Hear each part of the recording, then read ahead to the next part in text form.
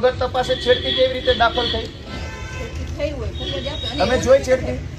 તમે જોઈ? તમે પોતે ત્યાં ઊભા હતા, તમે પેલી બેનને ધક્કો મારીને બહાર લઈ જાવ છો. એ તો સાહેબ એ તો પછી હું આવી હતી, એ પેલા તો બનાવ બન્યો. તમે છેડતી જોઈ? ત્યાં છેડતી કરવા ગયા હતા લોકો?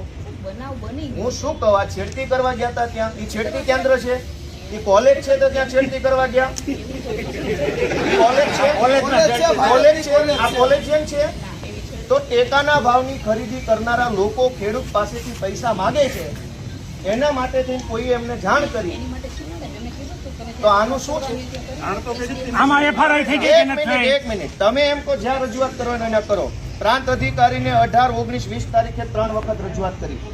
આરએસસી કલેક્ટરને 18 ને 22 તારીખે 2 વાર રજૂઆત કરી. કલેક્ટર સાહેબને 24 તારીખે મેં રજૂઆત કરી.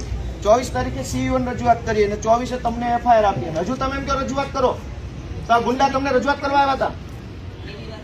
બેન, ભગવાનથી ડરો, ભગવાનથી ડરો. ધીમે એટલે પણ હું કઈ ખાઈ ગયો? તમે અમને ઉપર ખોટા આરોપ મૂકો. બેન, તમે છેડતીનો આરોપ કેવી રીતે લગાવ્યો? ના હાલો, પગે લાગુ. લો, છેડતીનો આરોપ કેવી રીતે કર્યો? કેવી રીતે છેડતી કરી હમણે? નહીં, કેવી રીતે છેડતી કરી હમણે? છેડતી કેવી રીતે કરી? હરિયાળીનો બધું કે છે, મેં કીધું. પગે લાગુ તમને. લો, પગે લાગુ. લો, છેડતી કેવી રીતે કરી? બેન,